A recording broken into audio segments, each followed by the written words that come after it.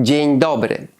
Dziś omówię kilka ujęć składających się na pewną całość, sugerujących podróż po piekle, a także rozmowę z samym diabłem. Oto jeden z najwybitniejszych thrillerów psychologicznych wszechczasów. Milczenie owiec z 1991 roku w reżyserii Jonathana Demme.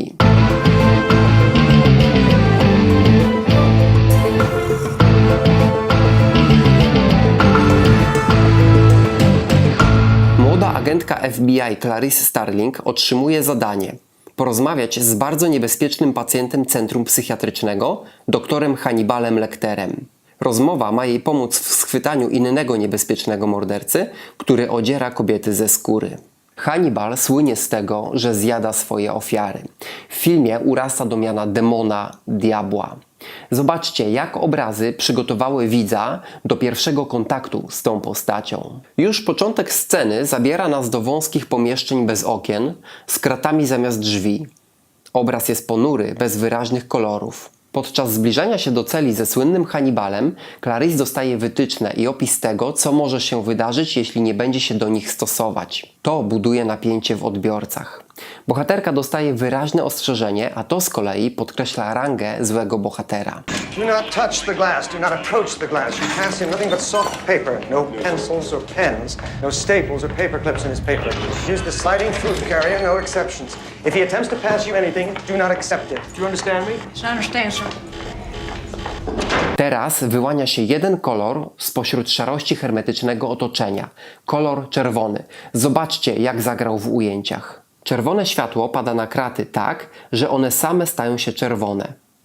Bohaterowie zbliżają się do tych czerwonych krat, a zdjęcie, które przedstawia jedną z ofiar Lectera, agentka ogląda w czerwonym świetle. Ten jeden kolor został tutaj wyłoniony i podkreślony. W kontekście miejsca i podkreślania, z jakim złem mamy do czynienia, czerwień staje się symbolem bram do piekła. Wzmaganie napięcia dokonuje się także przez słynny zabieg niepokazywania tego, o czym mowa. Pobudza to wyobraźnię odbiorców. Poza mroczną muzyką, klimat wspierany jest także dźwiękiem. Clarice wchodzi do kolejnego pomieszczenia, w którym wyraźnie słychać pulsacyjny dźwięk przypominający o biciu serca. Wyraźne są także dźwięki zamykania i otwierania krat czy metalowych drzwi. Wszystko to potęguje emocje. Zaraz Clarice ujrzy czyste zło Hannibala Lectera.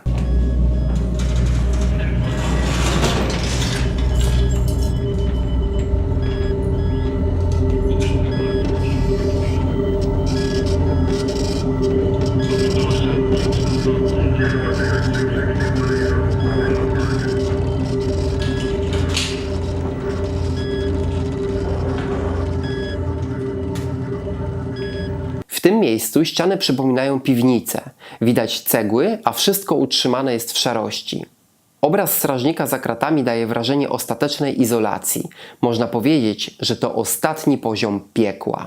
Oczywiście Hannibal znajduje się w celi na końcu, zatem Clarice musi tam się dostać. Po drodze mija innych chorych pacjentów, którzy budzą odrazę i strach. Ma to za zadanie stopniować zło, którego szczyt zaraz zostanie pokazany. No i co można spotkać na końcu korytarza piekła? Diabła.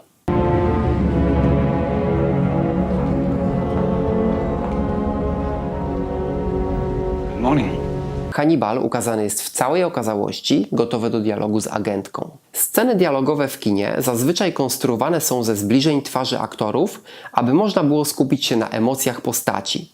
Zauważcie, że te obrazy są bardzo klarowne, bez zbędnych elementów w kadrze. No to zobaczcie teraz, jakie obrazy budują dialog w omawianej scenie. Duża część kadru jest odcięta podczas rozmowy. Twarz mówcy jest pokazana, ale niemal przysłonięta przez drugiego bohatera. Postaci prawie nachodzą na siebie.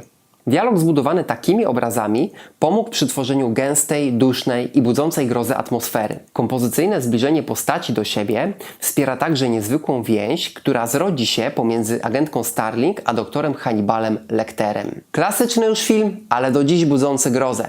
Jak widzicie, pokazanie jednej z najstraszniejszych postaci kina musiało być mocno przemyślane. Może właśnie dlatego otrzymała ona to miano.